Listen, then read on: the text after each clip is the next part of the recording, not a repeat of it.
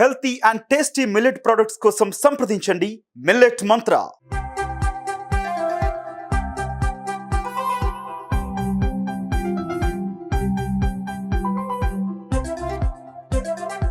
Welcome to Suman TV. Simple sweets recipes కొన్ని చేస్తున్నామండి. సేమియా సగ్గుబియ్యం పాయసం చేసాం, రవ కేసరి చేద్దాం. సగ్గుబియ్యం హల్వా కూడా చాలా బాగుంటుంది, మనకు ఆ జిగురు నచ్చితే నెక్స్ట్ టైం ఎప్పుడైనా చేద్దాం. అయితే మనము దీంతో సెమోలినా అంటారు, రవ్వ, బొంబాయి రవ్వ, ఉప్మా రవ్వ చేసుకుంటాం కదా, దీంతో మనం సాధారణంగా రవ కేసరి చేస్తాం. నీళ్లు పోస్తాం ఉడకడానికి. ఈసారి పాలు పోసి చేద్దాము, భలే డిఫరెంట్గా ఉంటుంది. తర్వాత ఏంటంటే మామూలుగా రవ కేసరికి ఎత్తుకెత్తి నెయ్యి పోస్తే కానీ బాగోదు. పాలు పోస్తే కనుక అంత నెయ్యి వేయక్కర్లేకుండా చాలా మంచి రుచిగా వస్తుంది. హోల్ మిల్క్ ఉంటే చాలా బాగుంటుంది, లేకపోయినా ఇక మామూలు పాలైనా. ఇప్పుడు 1 కప్పు రవ్వ అయితే 4 కప్పుల ద్రవ పదార్థం, నీళ్ళో పాలో, సగం పాలు సగం నీళ్ళు స్టవ్ మీద పెట్టాను. ఇవి కాగిపోయినాయి, వేడి పాలు పోసుకుంటే బాగుంటుంది. తర్వాత ఏం చేసాము, కొంచెము కుంకుమ పువ్వుని పాలల్లో వేసి నానబెట్టాం. దీనివల్ల ఏంటంటే ఒక కొత్త గుమకం వస్తుంది. తర్వాత కలర్ కూడా మారుతుంది, చిన్న ఎలోయిష్ షేడ్. ముందు రవ్వ వేయించేసుకుందాము, కొద్దిగా నెయ్యేసి రవ్వ వేయిద్దాం, చాలా అక్కర్లేదన్నమాట. జీడిపప్పులు కిస్మిస్లు ముందే వేయించి పెట్టాను, ఇవి పక్కన పెడుతున్నా. రవ్వ వేయించుకుందాం.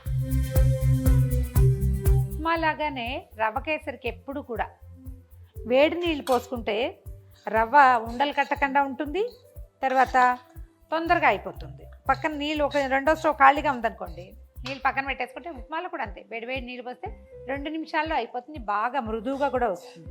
చన్నీళ్ళు ఎప్పుడూ రవ్వలో కానీ రవ కేసరిలో కానీ ఉప్మాలో కానీ పోసుకోకూడదు. కమ్మటి వాసన వచ్చేదాకా దోరగా అయ్యేదాకా వేపుకుందాం. బొబ్బాయి రవ్వ వేగిపోయిందండి, చూడండి, ముదురు వేపు రాకుండా తీసేసుకోవాలి. ఇప్పుడు మనం పాలు నీళ్లు కాగబెట్టి పక్కన పెట్టుకున్నాం కదా, అది పోసేద్దాం ఇందులో. అలా కొద్దిగా చేతి మీదకి వస్తుందని భయం వేస్తుంది, కానీ ఏం పర్వాలేదు.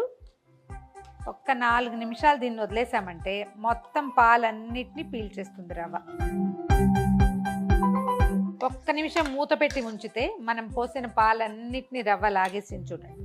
ఇప్పుడు ఏం చేద్దామంటే 1 గ్లాసు బొంబాయి రవ్వకి 1.5 గ్లాసు పంచదార. మీరు ఇంకొంచెం తీయగా తినే అలవాటు ఉన్న వాళ్ళైతే 1.5 వేసుకోవచ్చు. సాధారణ తీపి వాళ్ళకి 1.5 సరిపోతుంది. 1 నిమిషం ఇదేదో లొంగలేదనిపిస్తుంది, ఏముండదు.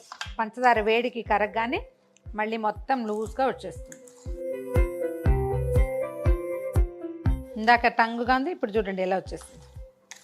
పంచదార కరిగేసరికి మొత్తం అంతా లూజ్గా వస్తుంది. బెల్లం కూడా వేసుకొని చేసుకోవచ్చండి, మీకు ఒకవేళ చాయిస్ ఉంటే. కానీ పాలు పోసినప్పుడు బెల్లం వేయకండి, విరిగిందంటే మొత్తం వస్తువు పారేయాల్సి వస్తుంది. ఒక 2-3 స్పూన్ల నెయ్యి వేస్తే సరిపోతుంది. మామూలుగా మనం 1 కప్పు వేయాల్సి వస్తాం కదా, అంత నెయ్యి వేయక్కర్లేకుండానే పాలతోటి సరిపోతుంది అన్నమాట. నెయ్యి వేస్తే మనకి అంటుకోకుండా వచ్చేస్తుంది, దించేసుకోవచ్చు.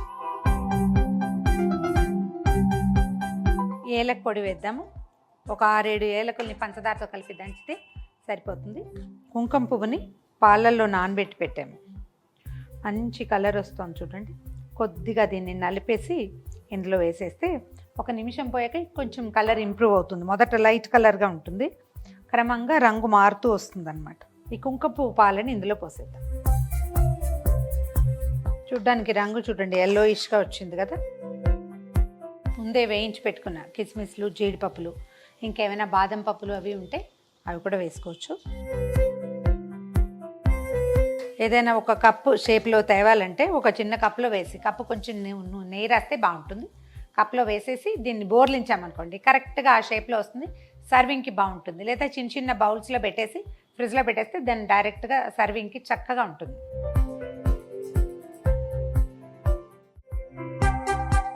10 నిమిషాల్లో సింపుల్గా ఈజీగా రెడీ అయిపోయే రవ కేసరి పాలతోటి తక్కువ నేతితోటి ట్రై చేసి చూడండి.